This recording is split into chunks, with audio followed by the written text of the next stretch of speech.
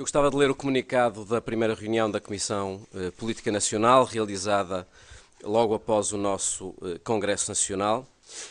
Na sequência do Congresso Nacional, realizado nos passados dias 23, 24 e 25 de março, teve hoje lugar a primeira reunião da Comissão Política Nacional. A Direção Nacional do PSD congratulou-se com os resultados daquele Congresso Nacional e, em especial, congratulou-se com a definição de uma nova estratégia política do PSD para os próximos 2 anos, tal como aprovada na moção de estratégia apresentada por Pedro Passos Coelho. Assumimos como prioridade política a consolidação orçamental, o crescimento económico e a coesão social e territorial. É fundamental assegurar o cumprimento dos objetivos de consolidação orçamental, essenciais à libertação de recursos para a economia, seja porque isso é em si mesmo indispensável à resolução dos nossos desequilíbrios orçamentais, seja porque é condição necessária à credibilização internacional das nossas políticas.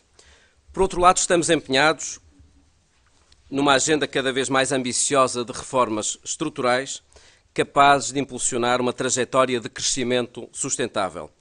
Nesse sentido, é importante avançar para reformas estruturais e investimentos seletivos e reprodutivos em áreas que, sendo consideradas alavancas para o crescimento e emprego, padecem desde há muitos anos de constrangimentos estruturais, como é o caso da educação, da ciência, da cultura e do empreendedorismo, mas também é o caso da política industrial, que deve ser capaz de tirar partido das nossas vantagens comparativas em algumas atividades e setores, e da economia verde, fazendo do ambiente, energia e ordenamento do território verdadeiros motores do crescimento.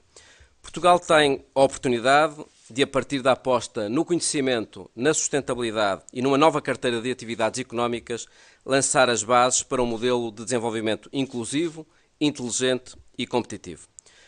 O PSD não negociou e não é autor do memorando de entendimento realizado com o FMI, com a Comissão Europeia e com o Banco Central Europeu. E, obviamente, o PSD não é responsável pela crise que hoje vivemos. Apesar disso, não abdicamos do cumprimento responsável das medidas acordadas.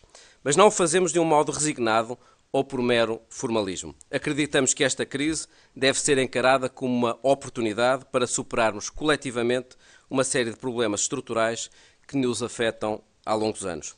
Alguns resultados ao nível da consolidação orçamental, ao nível das reformas estruturais e ao nível da credibilização internacional já são visíveis, tal como foi hoje patente na análise divulgada pelo FMI, pela Comissão Europeia e pelo BCE. É a terceira avaliação manifestamente positiva por parte da Troika. Isso deve-se à capacidade do Governo, mas deve-se também ao empenhamento dos portugueses.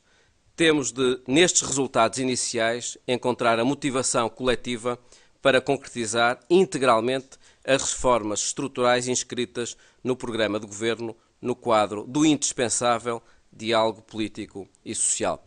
Para além destas conclusões sobre o Congresso do PSD, esta Comissão Política tomou já decisões ao nível da nossa organização interna, designadamente nomear a coordenação autárquica, que é presidida por mim próprio e que integra o Pedro Pinto, vice-presidente da Comissão Política Nacional, o José Matos Rosa, que é secretário-geral do partido, e o Pedro Oliveira Pinto, que é presidente dos autarcas sociais-democratas. Também foi nomeada a Comissão de Relações Internacionais, presidida pelo professor Braga de Macedo, o jornal Povo Livre, cujo diretor é o deputado Miguel Santos, o coordenador do Secretariado para a Imigração, o deputado Carlos Alberto Silva Gonçalves, e os 3 secretários-gerais adjuntos do PSD, Luís Valles, Bruno Vitorino e Luís Pedro Pimentel.